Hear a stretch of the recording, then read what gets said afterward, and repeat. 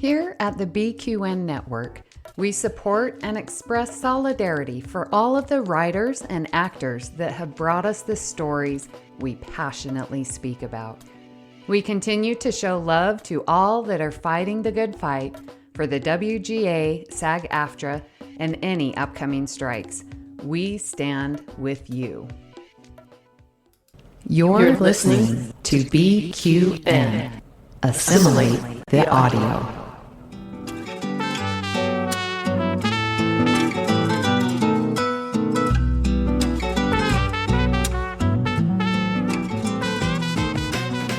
Welcome to Cinema Z, a film discussion and review podcast on BQN. We're here to showcase the films you probably missed, but should definitely check out. From independent and obscure to art house and absurd, each episode will gather, perhaps cocktail in hand, to discuss it all.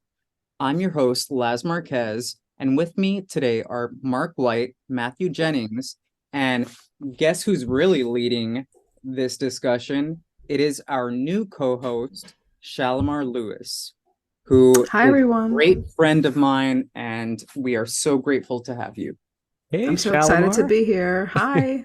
Welcome back. Listeners might remember Shalamar from her debut episode, which was amazing when we covered Batman Returns. That was so much fun. I had to come back for more. You were great, Alfred. Yes. Thank you. We're happy to have you back. So, curious, what are we all drinking this evening?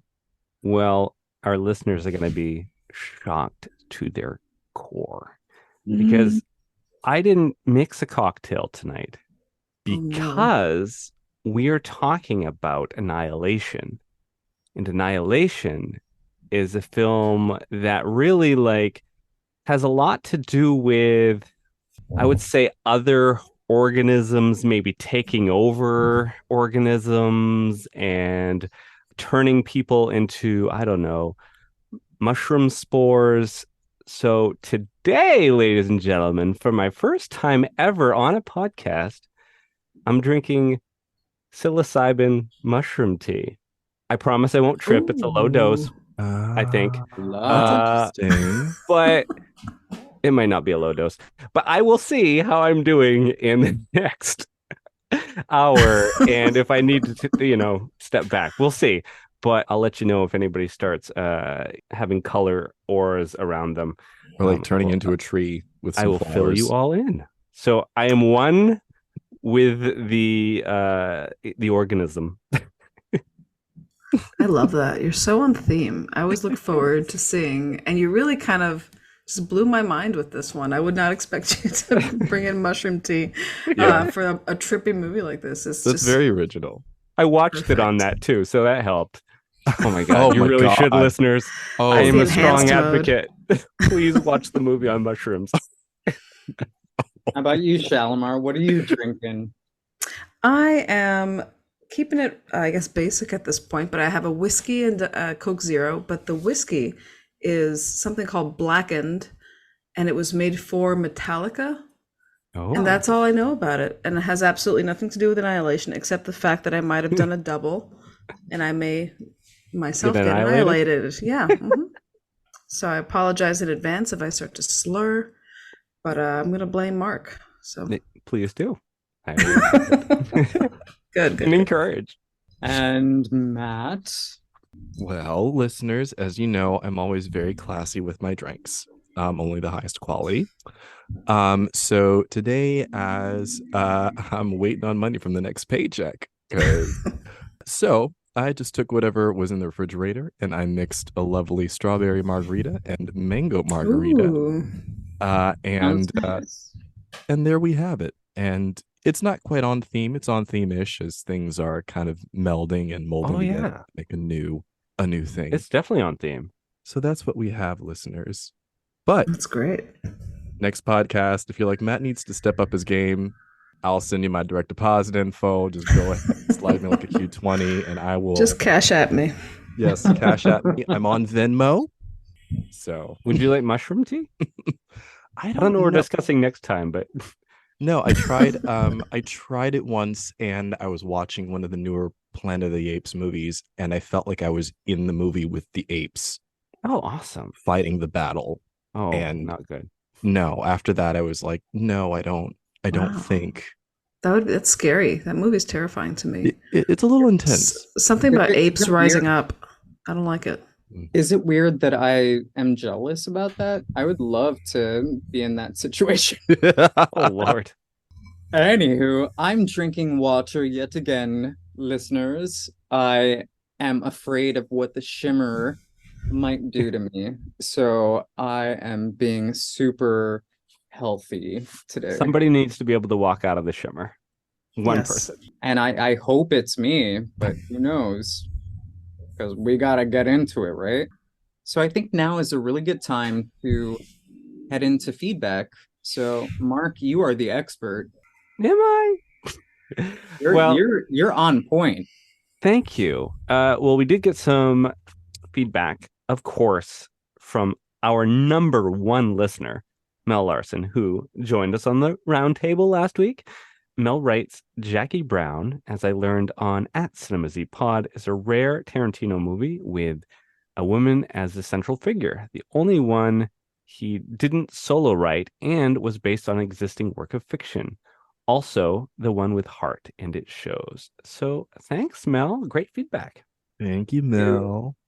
Thank you. So we mentioned on BlueSky that the adult cartoon Solar Opposites had done a great homage to Stephen King's The Mist, and series creator Mike McMahon, our Trekkie listeners know who that is, said thanks, which was really cool. Therefore, he knows our existence and all is right with the world. Woohoo! Thanks, Mike McMahon. Shall we take it away? Absolutely. So, released in 2018, Annihilation, written and directed by Alex Garland, follows biologist Lena as she joins an all-female team to investigate the enigmatic shimmer, a mutating zone, after her husband mysteriously returns from a secret mission there, leading her to confront surreal landscapes and profound questions about reality and humanity. So I chose this film. I find Annihilation to be a visually stunning and thought-provoking exploration of transformation, self-destruction, and the unknown wrapped in a mesmerizing sci-fi narrative. The movie begins with Lena, played by Natalie Portman, being quarantined and interrogated about what happened during her expedition. Through flashbacks, we learn about her life, her relationship with her husband Kane, played by Oscar Isaac, and his inexplicable return after having been missing for a year. So overall, I love the way this movie begins, and I want to hear how all of your reactions were watching this film. How did you feel watching the beginning of this film? What were your reactions? What were you expecting? So my thought going into the movie as I was watching from the beginning, because where else would you watch a movie? I thought that it was going to be a linear story told. So I thought that we were going to start with Natalie Portman's character, I guess, not knowing what happened to her husband and seeing her go into the shimmer, or this team get together and make a plan and go into it. I was not expecting this movie to start at the end, basically. Mm-hmm. And I think there was a little, at the beginning, there was frustration with it starting at the end. But I think the non-linear storytelling format of this movie overall, I think, made the movie much better. Definitely. Yeah. My initial thoughts with this movie were, because I love The Abyss, I immediately thought of The Abyss with the idea of the shimmer. I just thought of the giant water wall that you see in The Abyss at the end of The Abyss. The whole idea that the alien is, or I don't know, is alien a right word? Can I say that? I don't know. Kind of. I mean, because the movie kind of leaves it up in the air. I think it does. For you to, well, it's like, almost like the aliens taking on a totally different form it has we would expect. Origin. Yeah. It's an extraterrestrial biological entity, as Mulder would say. Yes, X-Files. The ambiguity of the purpose of the shimmer, of the aliens, of the mutation, the ambiguity of all throughout the movie very much reminded me of The Abyss, so that was kind of like my way in. I also think that what I really liked was that the movie, in my opinion, wasn't dialogue heavy. I don't think there was a lot of exposition. I think the strongest moments in this movie were the moments where there wasn't any dialogue and we were just watching things. Yeah, a lot of visual storytelling. A lot of it. And audiovisual stuff too. There's a scene that maybe I'll just bring up later in the discussion that I think when I was watching it, I literally sent you guys my note and it was like, oh, what the fuck? What the fuck? And that was my note. So yeah, those are my initial thoughts. Go ahead. So this is your first time watching it? Oh yeah. Oh, great. Oh, that's awesome. That's great. Love that. I love experiencing my favorite films through people who've never seen it and watching their like I can't even watch the movie. I'm just on the couch watching them. Like, did you see? Did you see? Yeah, it's the best. For me, the trailer looked really weird, and Natalie Portman was in it, so I was like, "Oh, I'm kind of sold." I think this is gonna be good. Initial impressions: there's not a lot of movies, I think, especially nowadays, that are allowed to breathe. Now, I've been a fan my whole life of cinema. I've watched a lot of different movies. I like old films. I like new films. But one thing that I really appreciate, especially like with older films, is that they allow the audience to take the journey with the character and be in the moment, right? Whether they're walking down a street and noticing like a lamplights flickering, or, you know, this particular thing's happening in the background as they're walking and you hear the cobblestones or what have you. You know what I mean? But you're in there and you're not just in a whirlwind of action scenes, right? If you've listened to the pod at all, you know those aren't my favorite films. So I like stuff that breathes, and this film breathes.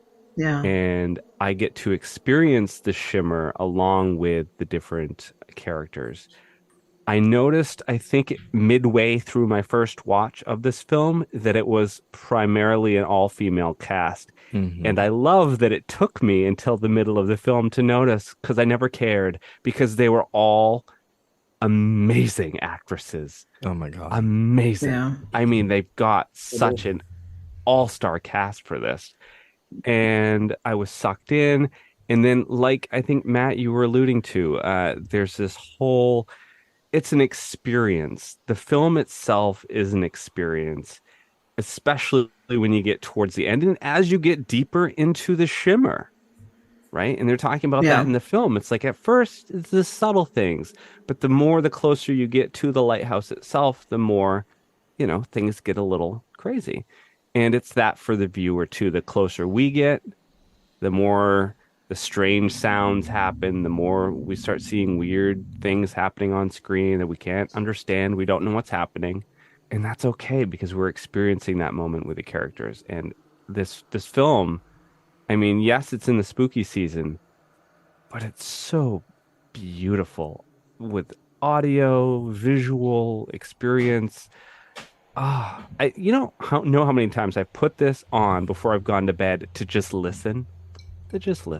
Oh, it's great. I mean, I don't know if I would put it on as ambient noise to go to bed with regarding certain scenes that happen, but there are some treacherous screams in this movie that come up.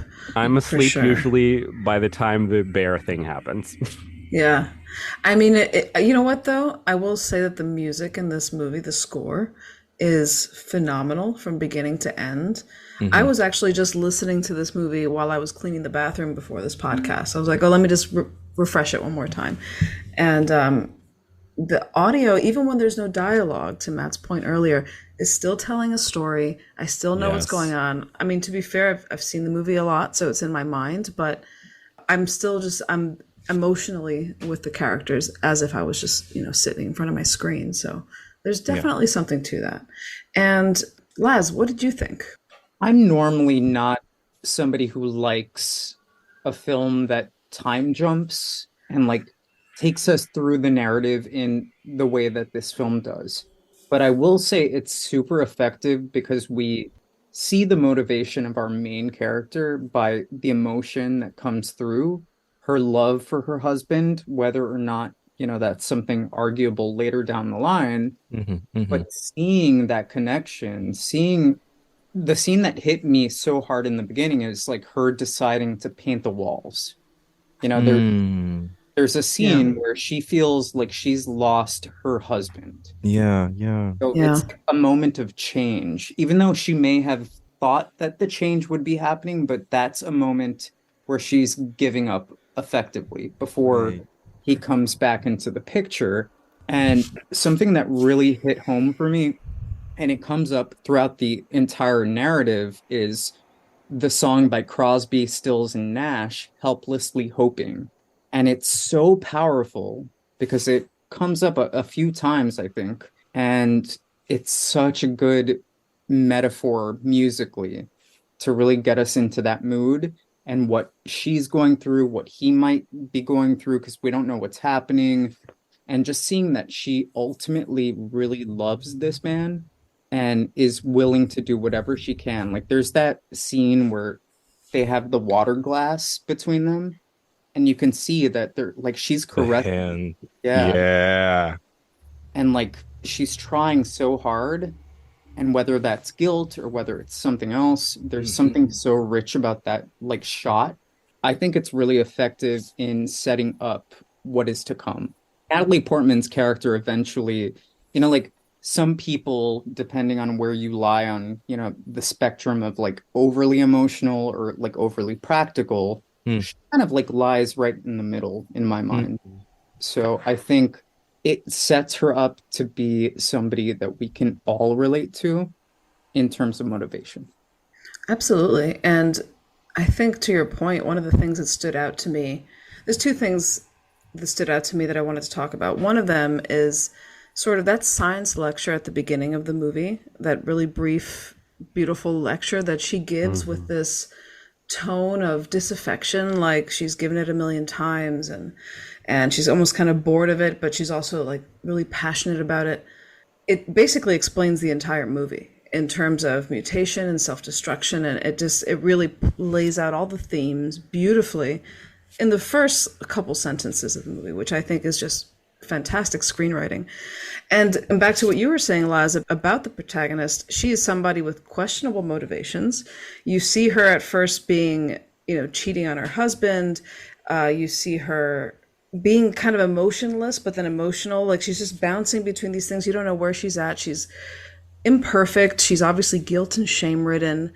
She's kind of unlikable for cheating on Oscar Isaac. Like, I'm like, I take it a little personal. I'm mad about it. My goodness, out of like, all I'll take it.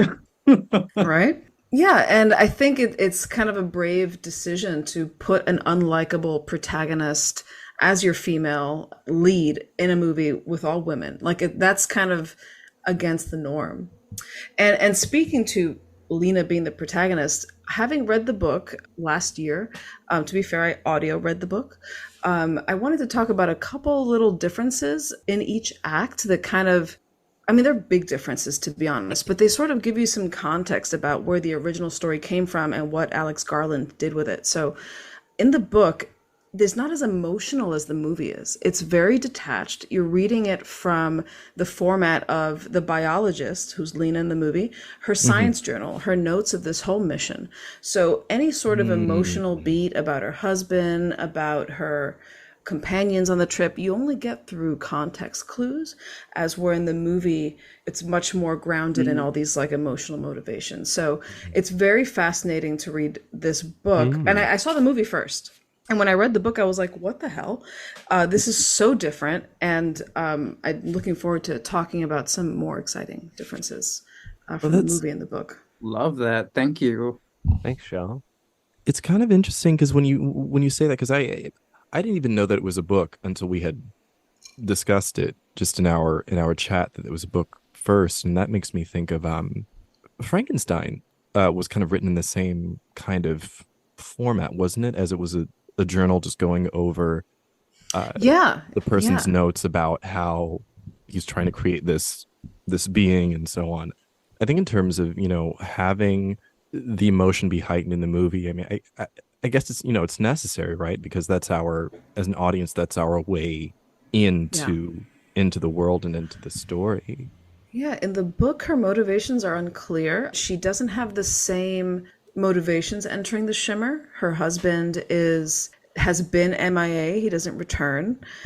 She assumes he's dead. She is going into the shimmer out of pure, like, scientific curiosity. And her marriage with her husband is more defined by the fact that he's always out on leave and she's always off in the forest, like being a biologist, doing whatever she does. Like, she's just so into her work.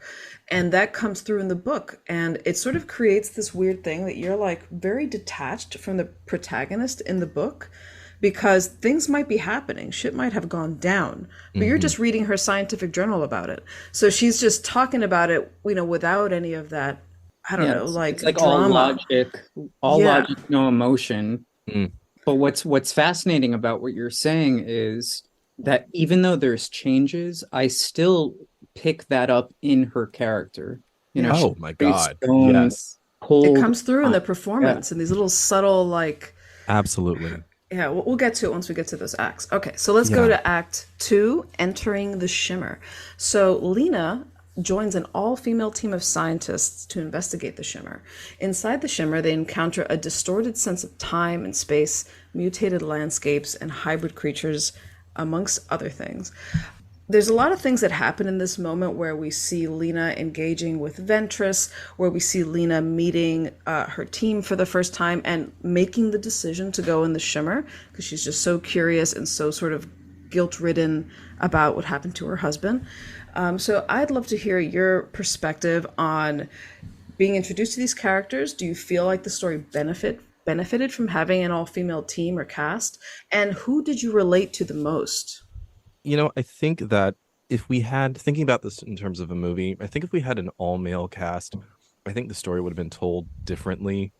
And I don't know if I would have wanted to have seen it, to be very honest.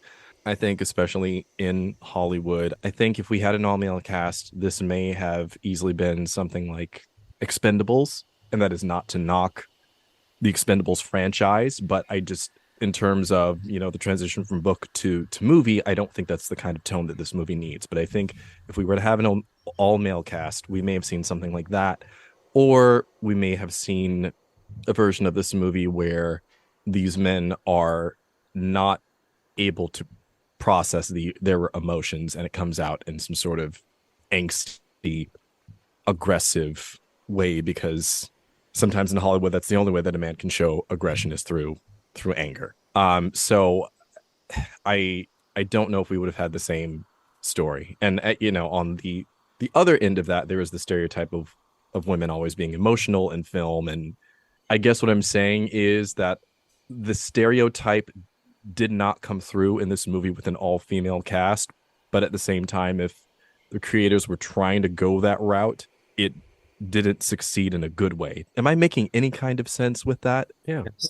I think so. I think there's a lot to be said about it, because you don't want to put men or male identifying people in a corner that they're a certain type of way. Right. But in terms of how movies are made, that's the formula that usually happens. Yes. And usually works as well. Yeah, I'm gonna jump in just to pick up and then go to Mark's, because I wanted to just kind of elaborate on this, because I had a similar thought when I was like writing my notes about what to say about this, because I do think a similar story could have been told with a team of men, maybe if they weren't military, because I think the concept of military, male or female, you've got people that are hyper focused on a mission. They have all these protocols and things that they're just naturally inclined to follow in training. And I think that in itself would have made a slightly different story, as where I feel like this team of characters, they're not military. They're all coming from different parts in their lives and disciplines. They have much more personal motivations for going on what they pretty much know is a suicide mission. So I think the military, and even in the movie, Ventress is so interesting because she is so disaffected. Yes. That character's performance, like the permanent vocal fry that she has on everything, you could already tell she's just given up. And she also doesn't care about anybody or anything. No, she doesn't. No. She really doesn't. I got to give it up to her as well. The actress, the name, oh God, what is the name? Jennifer Jason Leigh? Yes. I've only seen her in comedic roles. So when I saw her in this, it was a joy to watch. Yeah. To watch the coldness, to watch this dramatic, serious performance. I love seeing that. I love when actors stretch. Yeah. Yeah, definitely. So Mark, what did you think? What did you believe the story benefit from a female cast, and who did you relate to the most? I know we didn't actually get to bring that one up, but maybe we could circle back to it. What I was talking about at the beginning with being allowed to breathe, I think that only happened because it was the female cast, and that's sad to say because I'd like to see it done with maybe. I think an all male cast would probably be boring, but like a mixed cast, male and female, like would be cool. But done this way, like where it's allowed to breathe. But I think they were able to do that because it was an all female cast. They just allowed them to have more, I guess, time for existing. I don't know, as strange as that sounds, because when you have men in most films, it's like they've got to be accomplishing this and this and doing that and this. It's very, I don't know, there's an urgency. And with this, they allowed the women to just sort of experience it, and then as the viewers, we experience it with them. So I think it benefited in that way, but I wish that wasn't the case, because I wish that it could be that way no matter who was in the film. Mm-hmm. Mm-hmm. Yeah. What about you, Laz? What are your thoughts? I think something fascinating about this film, and Mark, I think you mentioned this earlier, is you almost forget that it's an all-female team at points within this, because each one of them reacts very differently. Some of them might react similar to how we think of a stereotypical, like, Hollywood male, action hero. Some have a little bit more emotion.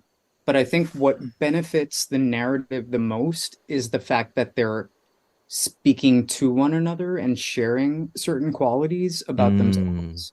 Not all of them, but they share enough together, where I think that's typically in Hollywood looked or frowned upon, with male narratives, where it's like they're not having conversations like that. Even when, in the beginning, when they first meet and they're having beers, they're talking about certain things. And then when we see one of my favorite characters, and the character that I personally relate to the most, Cass Shepard and Lena, are in the boat and they're just talking about their lives. It's not anything over dramatic. They're just sharing with each other certain aspects, and that creates a stronger bond. Yeah. I think, again, too, it gives us more access as an audience into the story, and it gives us more permission to take this journey with them. Yeah, absolutely. I wanted to bring up a couple book notes that totally relate to this conversation. So there's like the kind of, I find it a little boring, that there's no visual shimmer in the book. It's just like this invisible space that's controlled by a military-like organization. And the other thing is that we don't know any of the characters' names. They're all just have these professional titles. They're the biologist, the psychologist, the physicist, all these different, and I even think the professions are a little different in the book. But what it does is it denies us that beautiful sort of quick emotional sort of entry that you get, where you get to sort of see just a little bit of all these characters before they're about to dive into the unknown and where their mindsets are. You don't get that in the book.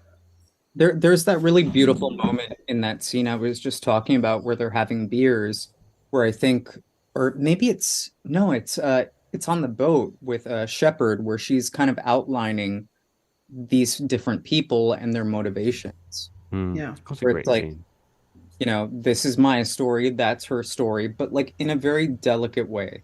Like, she's not over revealing, but she's kind of giving Lena the lay of the land. Yeah. And I think that's really beautiful. It is. And one other quick note, because it totally relates to what we're talking about. In the book, there's even less men. So I don't think you could have done this story with a different cast, because that's just not how it was written originally, unless they did a total rewrite. But there's no, you don't see her husband. She's not having an affair with anybody. There's not really a lot of men in her motivation for going into the shimmer. So the book is even more devoid of that. And really, I mean, it's not really gender, it's not really about that, as because you don't even think about it, but it's just interesting how they felt like they needed to add that sort of touch in the movie to make her more relatable, maybe, or more likable. Because in the book, you're kind of, I don't know if I like this person, because you're reading her journals. So after we meet the team, after we sort of make the decision to head into the shimmer, Laz, tell us what comes next. Ooh, you passed the baton on my favorite topic, some of the horrors. So as they move deeper into the shimmer, the team faces horrifying threats and a further descent into madness. So at this point, like, they're well aware that they're losing time, they're losing thought, they're seeing things that are unbelievable, they're questioning their own motives. We can see a lot of these characters breaking down. So in that regard, what were some of these moments or creatures or anything spooky that we want to talk about? The best way to get a genuine scare, I feel like, from somebody, and I'm not a horror expert, I don't know, but for me personally, I'm speaking from experience, the best way to do it is to get my guard down, right? And so this movie is an expert masterclass at that. So we see these beautiful duplicated deer things hopping around, and they're so stunning. And you're just sitting there with the characters admiring the beauty. And then you come upon this abandoned, it looks like a fisherman's shack with a wharf, right? And it is covered in flowers, and they're examining each of the flowers and looking at how pretty they are and understanding that they're all one organism. And how fascinating is that?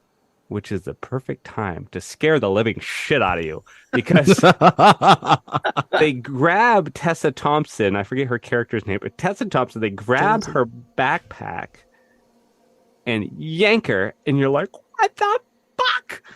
And it shocks you because you're not ready for it. Because the whole, like Laz was saying at the beginning, the music, you get Crosby, Stills, Nash and Young, sort of playing, and then it's just all this ambient sounds, and it's all very just light and airy, and we're all breathing, and we're existing. We're not ready for that, and we don't see it. We don't see it for such a long time. A crazy amount of time they don't show the creature, which makes it more scary. So for me, that's how I feel. I thought that it was a masterclass in how to actually properly scare somebody. Something I'll add in here real quick is you were saying, like, it's that cause and effect with horror. If you're going to achieve it properly, you want it to be unexpected, but you don't want it to be like a jump scare, especially in a film like this. So you have so many moments where it's almost like quiet horror. Things happen, but they're not like out of nowhere, except for maybe one moment. But they take their time. They let it breathe, like you were saying, Mark. I had a total moment when the creature grabs Tessa Thompson, and I said, "There we go. Black person's gone. Here we go. Here it is. Here it is." Like, I know, it's awful. I thought the same thing my first viewing. I was like, "Oh no, she can't die. She's the black one." That's where my mind went, or at least I was like, "Wait a minute. This is the 21st century. She's supposed to be like the fourth or fifth person to die."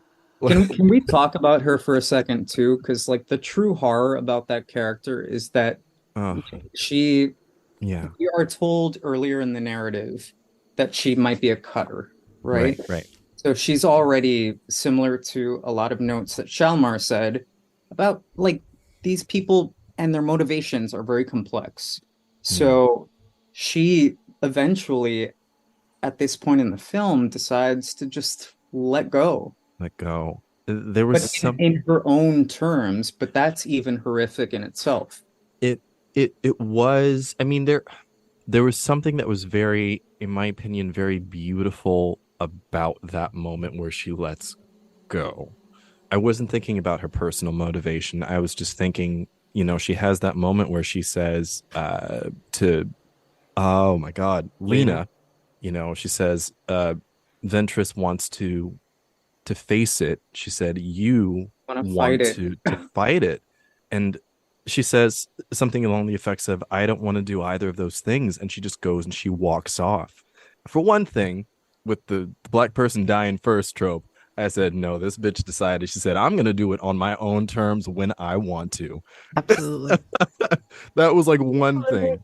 But also, there was a power in that scene in the acceptance of the circumstances and the situation. And that stood out to me so much. I love that scene too. It's one of my favorites. I think it's the scene where I fell in love with the movie. It wasn't even the end of the movie, which was its own thing. There was something about that, which again ties back to like this notion of poetry and the lines that you were just recounting. I think that's just so relatable and not so much like walking off to your doom, but accepting circumstances. And sometimes just, if you can't beat them, join them in the notion of your own personal circumstances, if it makes sense. Sometimes it's the most peaceful route than to keep fighting or, but especially for somebody who we have been told has dealt with depression, right? Right. It's a very big issue. So to have that character not be depressed in that moment, she's happy. Like she's fine. She has a moment. There's a moment of clarity there, and it's like we're watching it in real time. We're watching her have clarity of, oh, this is it. This is what I got to do. I wonder if she just realizes she's finally free. Yeah. I think I can't speak for it, but I witnessed it. And when people are very low in their life, you feel sort of trapped. And perhaps she realized, well, there's nothing I can do. This is happening. I might as well become a flower person. So something else I want to bring up here in the horror segment is the infamous scene where Anya decides that she's had enough. She's been kind of breaking down emotionally, and she decides to take our existing characters, tie them up, and effectively threaten them because she doesn't feel like she can trust them. So we end up with a scene where a mutated bear with the voice of Shepard, one of their lost comrades from earlier, like the bear speaks or roars and it's saying, help me, or screaming, all of these things. So what was your take on that whole sequence? I feel like the bear is confused. Like, I don't think it's just roaring and her voice is coming out. I think her consciousness is in there and she's roaring to get out. And when you think about it like that, is that not one of the most horrifying things you could think of? And the sound of those screams, like the sound design of this movie is fucking phenomenal. Especially when you're just listening to it on like the big headphones and you hear that the layers in that roar. It's like, I don't know, it's like stabbing you in the back of the neck a little bit. It really hurts, especially because Shepard was such an empathetic character. She was trying to, bring Lena in and say, this is what's going on with all of us. You don't need to worry about your own baggage. Like, we're all fucked. She's just that person you want to be your friend. And she goes out in the most horrible way possible. Not to mention that she lost a child, and immediately makes you love her even more. Yeah, so which again goes back to the very beginning of the movie when that whole scene where she's talking about how cancer cells work to her class. So it's just that theme keeps coming in, this notion of mutation, self-destruction, in all these different ways. And another thing I wanted to talk about that moment is the performance, and Gina Rodriguez, her fear is so palpable. Like, she's the representation of she's almost like the straight man in the cast, in the sense that she's like, you guys, this is fucked. Like, why are you all so relaxed? And I think that also highlights Lena's character, how she's so calm, which I think echoes her character in the book, who instead of being sort of afraid, she's just kind of like really curious and wants to keep knowing, keep exploring and going deeper into the tunnel, which in the movie we see it as a lighthouse, but in the book it's like a tunnel that she calls a tower for whatever reason. And anyway, so just that being said, I love Anya's performance. Gina Rodriguez's performance is so good in that moment. At first you're kind of like, relax, Gina, like you're gonna make it worse, but you're also like, this is totally true. And she's sitting there saying, I don't know if I can trust you guys, or am I changing? If I cut open my stomach, is there gonna be worms inside?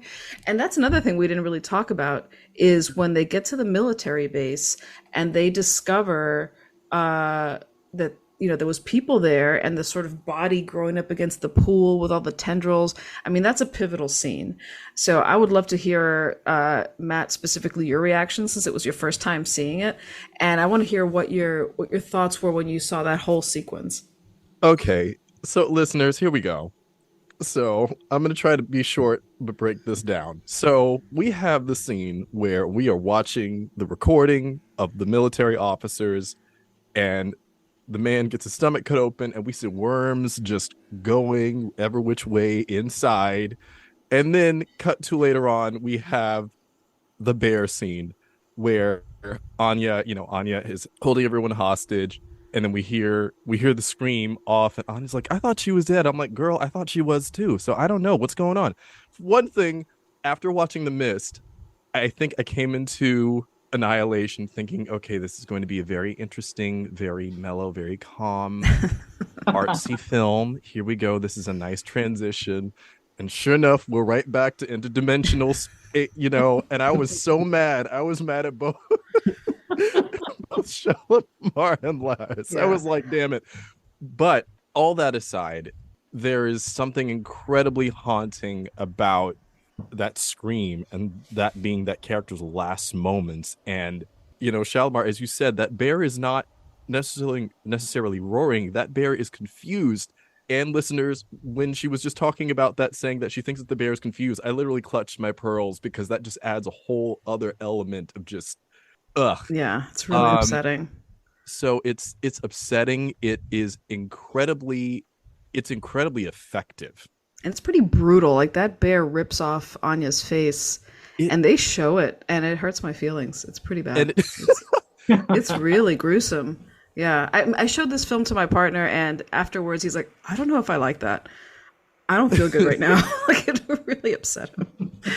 I mean, but yet again, in terms of, just cinema and, helping us to have a way in as an audience and access in, that's probably one of the most horrific things that I have ever seen in cinema, ever heard. Just not even the visual, the audio, the sound is that audio is so powerful. Stays with me the most. And the tension within itself, like, even when, like, because Lena at that point has her mask down where she was initially silenced, and just her saying, like, don't react, you're terrified in that moment. It's like, oh my God, I wouldn't be able to. I'd be like, what the fuck? Yeah. So entering the climax of the movie, Lena enters the lighthouse, and things get weirder. So this is true. I think, it's interesting at this point, because ultimately Lena has been telling the rest of the team, like, we need to go to the coast, right? That's where we have to be to get back home. And, like, the team outside of Ventress at this point is lost. So we kind of start to see how all of this coalesces to the ending, where we find her at the facility recounting her experiences, reuniting with Kane, and, like, something about that ending just doesn't feel right. So I'm curious, let's start with you, Mark. How did you feel about, like, this climax leading into kind of that end beat? Because it happened sort of following the real horror part of it, it follows just the natural state of fear. This film really does do that. Like, there's the whole, I'm going about my day, everything's sort of fine. I'm just exploring here, this new surrounding. Oh, then all this crazy stuff happens. I'm freaked out. And then it's followed by the bewilderment. And that's where we find our heroine at the end of the film, in this sort of state of bewilderment. And us as a viewer, we're in that state as well. So by the time we get to the lighthouse, we're all still reeling from what had taken place before, and slightly confused and catching our breath. And it's just very bizarre. And I think, Matt, you stated earlier, there's not a lot of dialogue, in particular towards the end of the film. When you're down to one character, she has nobody to talk to. So you're watching things unfurl and not necessarily knowing what's happening. And I don't know how many times I've watched this film. I bought it immediately as soon as it came out, and I've watched it more times than I can count. And I always feel a little differently about the film after every viewing. I always look at it a different way. There's a scene in the end of the film, the very end, where Lena is hugging her husband. And I don't know. I didn't remember specifically before seeing the shimmer in their eyes. Maybe I had, maybe I hadn't, but this time I really noticed and was like, oh, so there's a whole other layer to the onion. Just when you think there's no more layers to the onion, there's another layer of the onion. And that's one of the beautiful things about this film. It's like you have to watch it over and over again to really understand it. And even when you think you understand it, there's more to understand. When we get to this part of the movie, I think the first time I saw it, I really did not know what I was expecting. And I think what I got was absolutely not what I was expecting. And the beginning scene with her entering the lighthouse and finding Ventress in that weird trippy hole, and then the thing like takes a little drop of her blood, and you're like, what the hell's happening? And then you start seeing the clone form. That in itself is, it went from being horror, even though it's still sci-fi with the notions around, the biology aspect of what's happening within the shimmer, the prism speech that Josie gives. But now it's when the movie to me starts feeling sci-fi, is when I see this kind of moment happening. And then when we move on into her, that whole mirroring scene, the score for me just climaxes there with these weird pulsing organic alien sounds, like wah, wah, wah. Like I don't even know what it is, but it's all very dancey and physical, and that's such an incredible moment to see that. Such a good way to point it out. Like there is a dance, I think, between even when the clone is created, where they're mimicking each other, and it feels like almost like a modern dance. Yeah. Oh, it was. I mean, to jump in a little bit, it was very much giving, like, I don't know, Sierra, Janet Jackson music video vibes. And I was watching this, But in a scary, creepy way. In a very scary, creepy way. But it was like I was immediately thinking, oh, this is like a music video right now.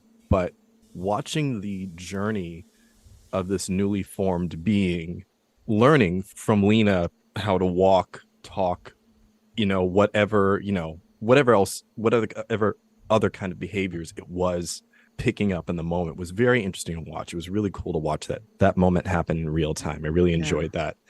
And how she outsmarts it.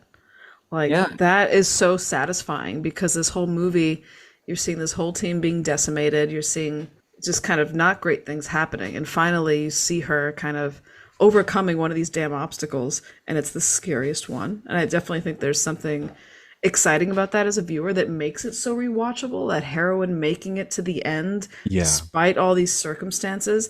I mean, just like Mark, this movie for me is a comfort movie. I watch it all the time when I need a boost, which is ironic because it's not a really boosty movie. It sort of leaves you thinking, the way it ends. Which is awesome. It's a weird comfort blanket. Yeah, it is. It's an acquired taste. I don't know if I would, put it on a Saturday afternoon to go to sleep. I think something that's fascinating as well is there is ambiguity to like this ending, because I don't know that we've particularly, even with some horror, infused within this film, that we know whether this creature, alien entity is bad. Like we never get that closure. So maybe we're the villains. I mean, I think that was like the purpose of the piece was to have you thinking about that afterwards. I mean, there was one moment where, Lena is being questioned while she's, in quarantine, and, they're saying, well, it attacked you or something along those lines. And Lena said, no, I don't think so. And there was a part of me that was like, no, that thing straight up hit you at one moment and you got knocked out. No. But the rest of it, I bet it's because she's looking at it like a biologist. What she's thinking, this is what organisms do. I don't know if it was attacking me, if it was defending itself. That's the way I saw it. Yeah. I would agree. Like me personally, I'm like, no, you hit me. There is a very interesting parallel from Ventress to Josie. So Josie was the depressive who had potentially tried to take her own life, or Right. did on her own terms. Ventress went into this mission with full intention to just give herself over. So I think there's something interesting about like how you choose to approach things. Mm.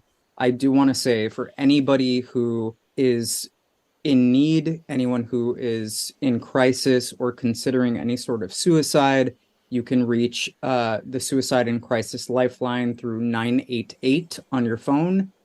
It's available 24 hours a day, and English and Spanish are included. Yeah, thank you. Awesome. Thank you for sharing that. Thank you. Definitely. I wanted to just bring up one or two little book notes. In terms of ambiguity, the book is so damn ambiguous that you're definitely left like, what? And that absolutely has to do with the fact that it's part of a trilogy. And I haven't read the other two. And in researching this book and trying to remind myself of everything that I read, because it was a while ago, I was getting a little bit of snippets and spoilers of the other two books, and it's very different. It really dives all the way into sort of like the space horror genre. And I'm actually thinking of like repicking up the first one and just kind of plowing through all three just to really get myself into that mode. The movie ends similarly as the book in the sense that you don't kind of know really who's who and what's what. But Lena stays in the shimmer, and she decides to, or the biologist, I'm sorry, continues on to find her husband, who's apparently also alive, and definitely somebody correct me if I'm wrong, but I think that's what happens. So they do kind of reunite, but in very different circumstances. I'd love to hear sort of like a quick overall impression or any sort of standout elements or perhaps rewrites that you might want to include in your review. I'm going to start with you, Laz. I think it's a really well-rounded film. What really impresses me, and it's something that, thank you, all of you, because through the discussion, I started realizing that this film and the acts are broken up into almost like different kinds of films. So you kind of start with like a drama, then you might go into like a more scientific, logical space. Then you go into horror, and then you go like far sci-fi. That kind of texture really elevates this film and makes it very special in my mind. So I would highly recommend it. If I were to rewrite anything, I would not. I think standouts for sure are Natalie Portman. I want to highlight one of my favorite characters, Cass Shepard, played by Tuva Novotny. I think that she really elevated the film in her limited scenes and gave a lot of texture and emotion and empathy that might have otherwise been lost. And that's really it for me. Yeah, she was definitely Heart for me. Like if she was one of the Captain Planet people, she was Heart for sure. Mark, what did you think? Standout for me would be the casting. Obviously, I brought that up at the beginning, just how blown away I am with the casting. There's a lot of people on the internet, and I've discovered this over the years as a cinephile, and a lot of the films I like end up having Natalie Portman in them, oddly enough. And there's a lot of people out there that will punch down on her a lot and criticize her acting ability and all that. I don't have a clue where that comes from, because everything I've seen her in, I thought she just knocked it over the moon. She's a great actress. And so I will say that. Obviously, Jennifer Jason Leigh. She's so good. She's so good. That performance is great. I loved her in Hateful Eight, which is a Tarantino film. That also is one of the rare Tarantino films that breathes. It has a lot of space with the characters. That's because it's 4 hours long. Yeah, it's a character piece, and she did a great job in that as well. And I know Laz must have loved it. Very different. She has range. Very different. Listeners, I'm shaking my head. I'm not a Tarantino. So the only film that I enjoyed of his work, outside of maybe Inglourious Bastards. So whatever. So one more standout I have is the director. Specifically, and I don't even remember the director's name. I don't know who directed it. Alex Garland. Okay. Alex Garland did a great job with sticking to their is her. I'm not sure. Their guns with leaving Natalie Portman's character alone because there was a lot of pushback from the studio to make the character a little more likable. So not having them, cheat on her husband. But that is not humanity. And honestly, we've been watching movies since, the early part of the 20th century at this point. Every hero in a film can't be perfect. Yeah. And I am tired of the trope of perfect heroes because this is what divides humans. This is what divides nations, not being able to understand that humans are flawed and humans do make mistakes, but just because a human makes a mistake doesn't mean that you should write them off completely as being irredeemable or not worthy of love or anything else.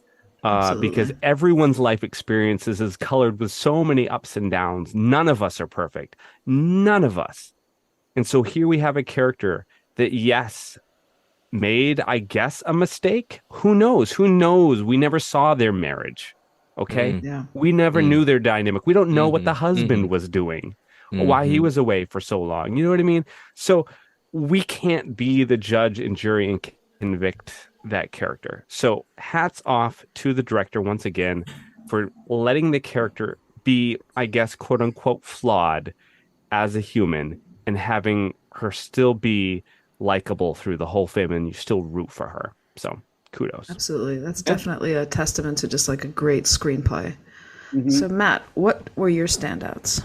I think my standouts were definitely Jennifer Jason Leigh, just because I haven't seen her any other way before, and this was just a nice treat. I love when actors, I love when actors stretch and get to do something different. I think sometimes as an audience, we say, oh, they're doing this, and I'm thinking to myself, sometimes actors just aren't given the opportunity to do something else. Yeah. And she was given the opportunity to do something else, so that was great. I really enjoyed Tessa Thompson as well. Again, that scene where her character has that moment of just acceptance, in my opinion, of the circumstances and kind of takes power into her own hands. That's powerful to me. So I really enjoyed that. Overall, the film, again, I know I brought it up before. It just makes me think of The Abyss in terms of it's not, yet another situation where aliens or some unknown entity has come to destroy Earth or has come to annihilate the species. We really have an ambiguous story where the viewers and the audience, it's kind of up to us to think about and to process what was happening, what was going on, what were the intentions, and to maybe take this a step further, maybe too far, I don't know, with the knowledge of that, we now have biologics, which I don't think any of us were surprised about. I think bringing, this kind of subject matter in the next 5, maybe 2 years, who knows when, this kind of stuff is all the more important to discuss in terms of, Mark, as you said, beings being flawed and not being perfect, and, having the room to accept, the room to observe and welcome, and to really look at things with an objective eye instead of more of a binary lens. Yeah, absolutely. I want to echo that because there's like nothing binary about this movie. But just really quick, obviously I love this film because I chose it. I think it's a fantastic screenplay. It's super tight.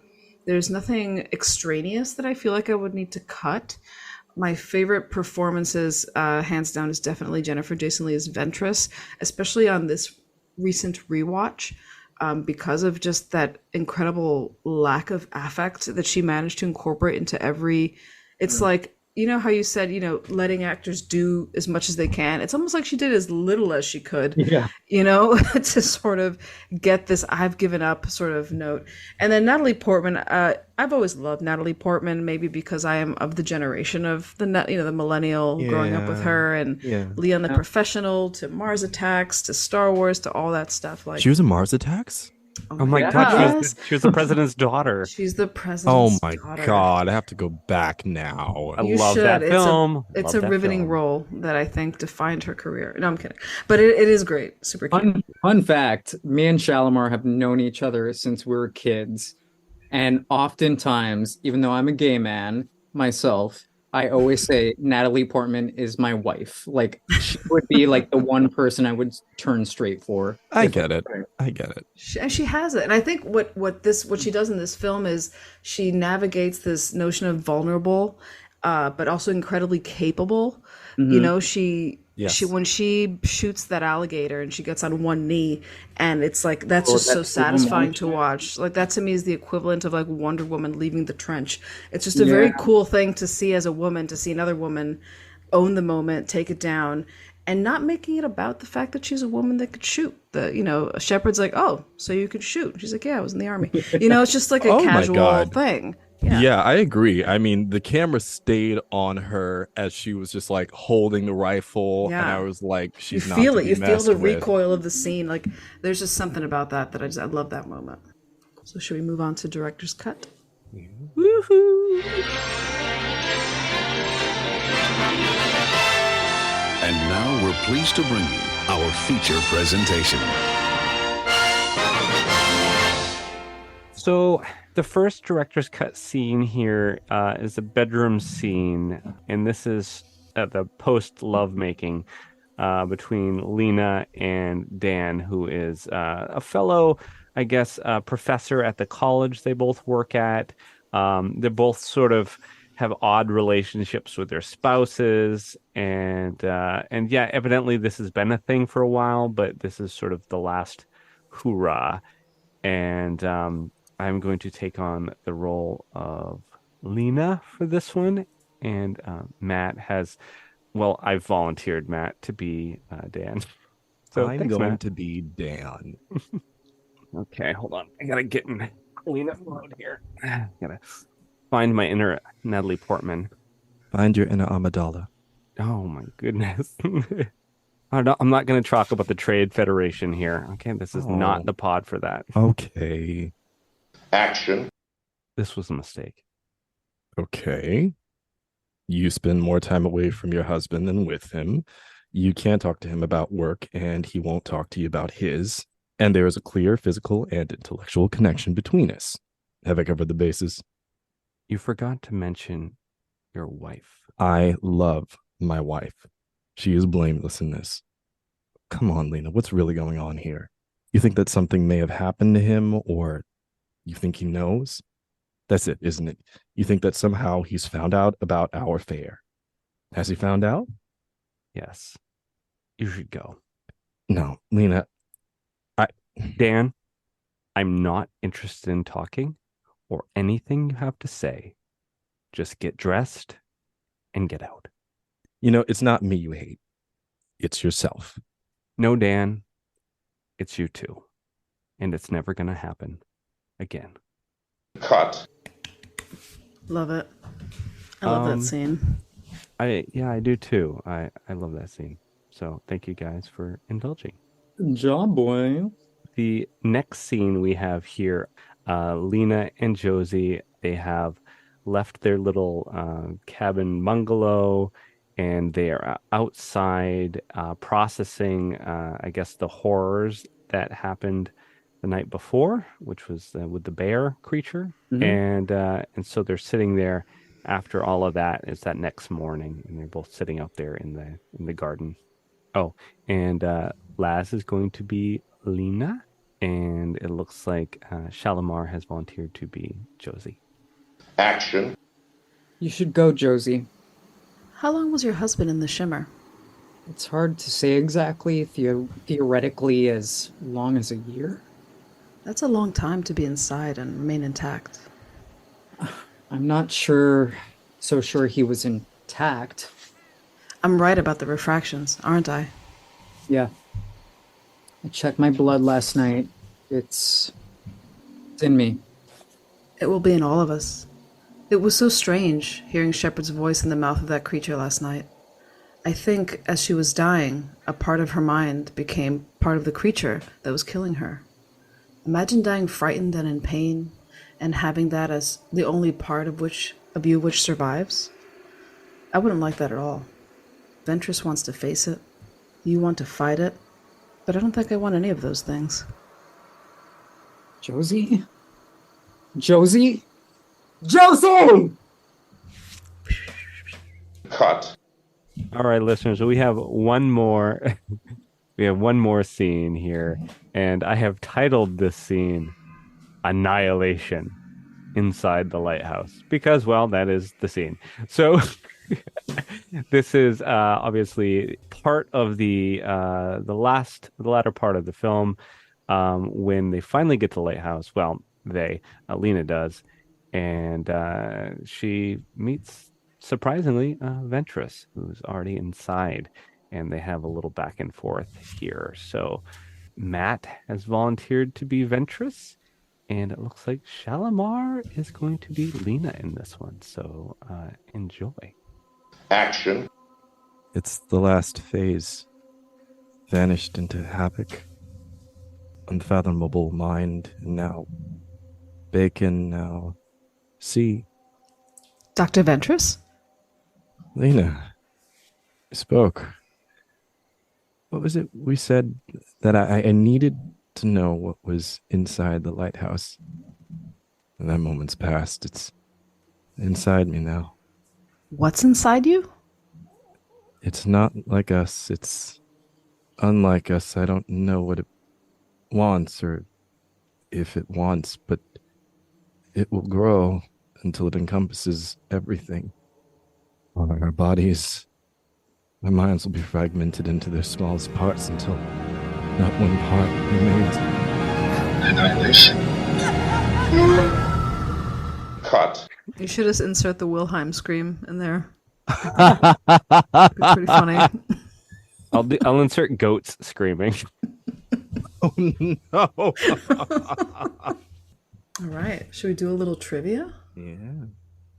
Well, after a test screening didn't go well, Paramount's executive David Ellison thought the film was a bit too intellectual and wanted to tweak it, like making Natalie Portman's character more likable and changing the ending. However, producer Scott Rudin backed the director Alex Garland, wanting to keep the film as it was. Luckily for Garland, Rudin had the final say, and Thank thankfully God. he did, because yeah.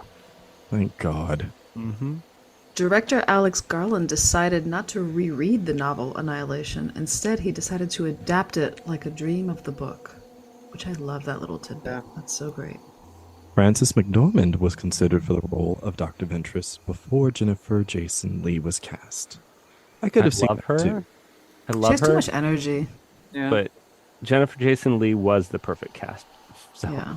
She was good. Like Frances McDormand's too intense for like that role. It's devoid of any intensity. I don't know. I think it would have been interesting to see the choice that she would have made. I would have been for it. I was in an elevator once with Frances McDormand. Oh, goodness. Well, I know. I will say, I think Frances McDormand probably has too much heart and passion for the role of Ventress. I think that detachment would have been a little harder to see her in that role. Yeah, I'd be curious to see it though. If they did like an SNL style auditions. What would be her audition? So Natalie Portman, Tessa Thompson, and Benedict Wong were all in the Marvel Cinematic Universe. Portman was in Thor of 2011 and Thor: The Dark World 2013, as well as Thor: Love and Thunder as the titular Thor. Well, I found this really interesting. Principal photography for the film took place at Windsor Great Park, a royal park of about 5,000 acres to the south of the town of Windsor, on the border of Berkshire and Surrey in England. They purposely wanted the film to look as though it was the southern part of the United States. So there's a lot of, you'll notice, like the trees and the vegetation and stuff. Those are props. They filmed it in England, in a actually a swampland. But yeah, they did a really good job because it's believable. It looks like the States. Definitely. Ben Salisbury and Geoff Barrow, who previously composed the score for Ex Machina, another great movie, also provided the score for Annihilation. Rock fans might recognize Geoff Barrow as one of the members of the band Portishead, or Jeff Barrow. I'm not sure how you pronounce that. But I did not know that. You're welcome. I effing love Portishead.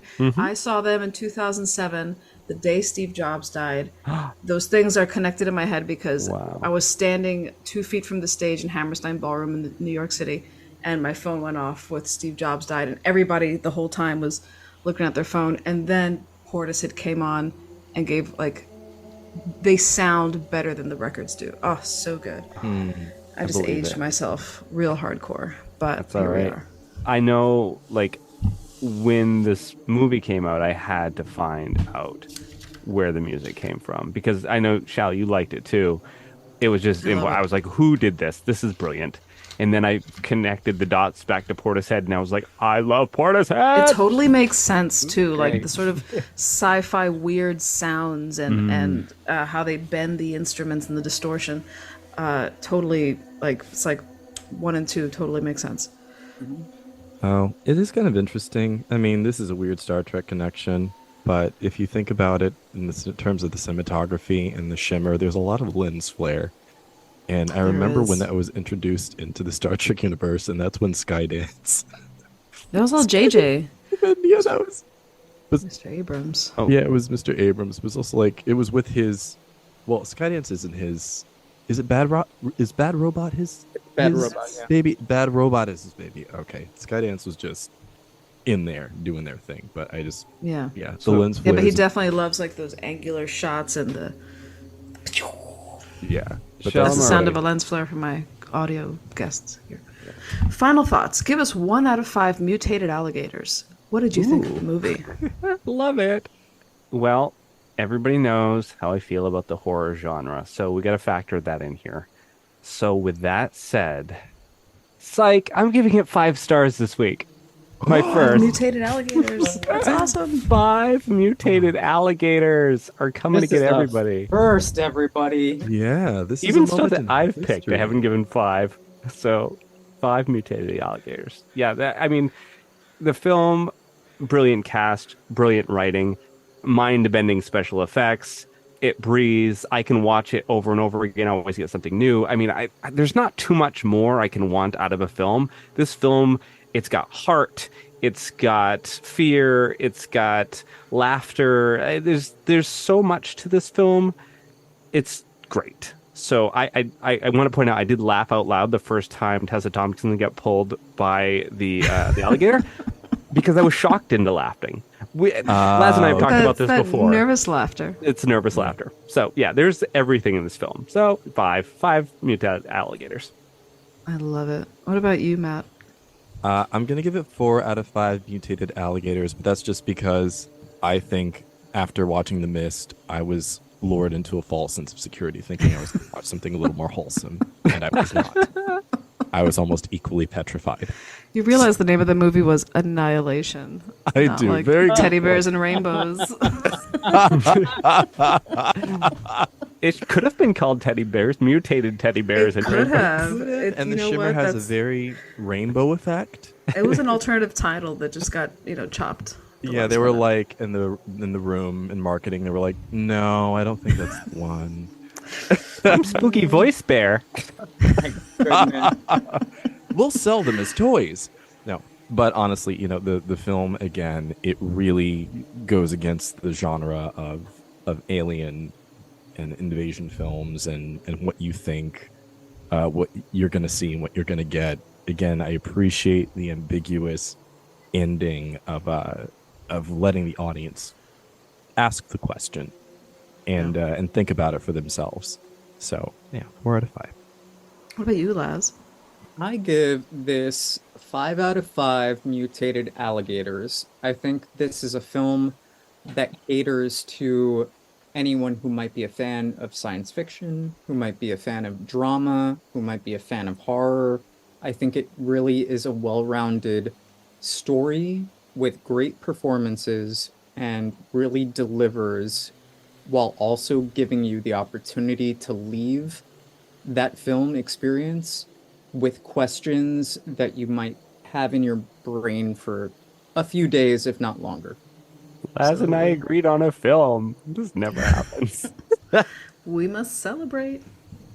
I will also give it 5 out of 5 mutated alligators. I love this movie. It's a comfort movie of mine. I think the notion of, these strong women going in and overcoming, and I always love any movie with that kind of theme to begin with. I'm highly biased, but also it leaves you with really deep thoughts, personal thoughts. The theme of self-destruction is something that's always resonated with me. Seeing people I love struggle with those types of behaviors and issues, and we all have it. I don't care how healthy you are. We all sort of, maybe have too much pizza or too much to drink, or binge on Snickers bars, like whatever your poison is. We all kind of fuck up, and I love that this is a story about somebody who's kind of fucked up but redeems herself, makes it through, and sort of leaves you guessing at the end, which I love when any movie kind of makes me feel incredibly uneasy about where things ended versus the neat bow, because my mind could still keep going with what happened. The imagination is wild. You could really it could end however you want it to end in your own mind versus it telling me how it ends. So I love that about this film. Very well said. So Matt, would you like to take us into perhaps a tease of what's coming next? I would absolutely love to tease. All right, listeners, on the next episode, we'll be covering the film Nope from director Jordan Peele. This film follows a man and his sister who discover something sinister in the skies above the California horse ranch, while the owner of a nearby theme park tries to profit from the mysterious otherworldly phenomenon. I'm very excited to see this. I am too. I've never seen it. Me neither. So we're going to be fresh coming into this one. I like that. So Laz, where can people find you when you're not tying your friends up to a chair and interrogating them with a machine gun? That's a really good question. That was literally me last night. Oh my goodness. So where you can find me is pretty much on all of the social media platforms at Laz Marquez, LazMarquez. And you can also find me and my work at www.lazmarquez.com. And Shal, where can people find you when you're not screaming from a bear's mouth? Oh my Lord. Well, I mean, that's usually my Tuesdays, but normally you could catch me on Instagram at Shalimar Luis, SHALIMAR LUIS. I forgot how to spell my own name for a second. Or my website, which is shalimarluis.art. If you're interested in art, or shalimarluis.com if you need a creative director for whatever reason. But that's where I'm at. So, Mark, where can people find you when you're not cutting open your friend's stomach and finding their intestines doing the tango? Oh, Lord. Now that's frightening. I've seen eels before. Not into eels. Anyway. That's not your kink? Not my kink. Well, we're not here to kink shame, so... Thank God it happened once, this podcast. Anyway. I was going to say it, and I've never said it before. I'm glad we don't kink shame on this podcast. And that we're very wide range of things that we're willing to accept and adopt. Exactly. This is a safe space, listeners. All right. If you were like Britney Spears and like playing with knives, no. So people can find me in the BQN Collective Facebook page. You can also find me if you're a Star Trek fan on All Good Things. I host All Good Things with Amy Nelson. We cover all of the Star Trek franchise. And if you become a patron of the network on Patreon, I host a show, It's Green. So check that out. And Matt, where can people find you when you are not becoming a bouquet of flowers? Oh, that reminds me of my first time. You can find me on Instagram on at 1701BLERD. That's my Instagram page for my web series. It's about a gay black nerd that uses Star Trek to cope with life. Episode 3 is coming out soon, but find me there. Slide in those DMs. We would love to hear what you thought of today's episode and hope you'll join our Facebook group, the BQN Collective, to continue our discussion there. You can also send your thoughts to @CinemaZPod on Twitter and BlueSky, and let us know if you'd like to recommend a film. Please follow the network on Twitter, BlueSky, and Instagram @BQN Podcasts. Please hit the subscribe button on Apple Podcasts or wherever you get your podcasts and leave us a star rating and written review. That helps others to find the show. You can also follow the entire network's podcasts with our master feed by searching BQN. At this time, we'd like to thank our associate producer, Miss Amy Nelson, and a very special thanks to our own Laz Marquez for our artwork each and every week. The opening and closing music for this podcast is titled Dancing Dead and was provided by Ketsa from the Free Music Archive, providing royalty-free music for content creators. If you'd like to help us keep all our shows coming to you each week, you can become a patron member of the network on Patreon.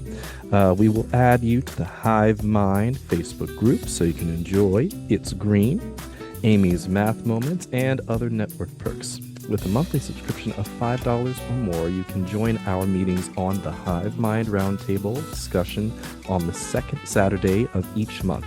Visit patreon.com/BQN to get all the details and watch your messages. Thank you for listening.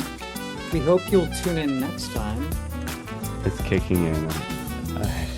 I can see the colors in the music. Oh no. And I just want to say, listeners, we're losing Mark. We're losing Mark through Shimmer.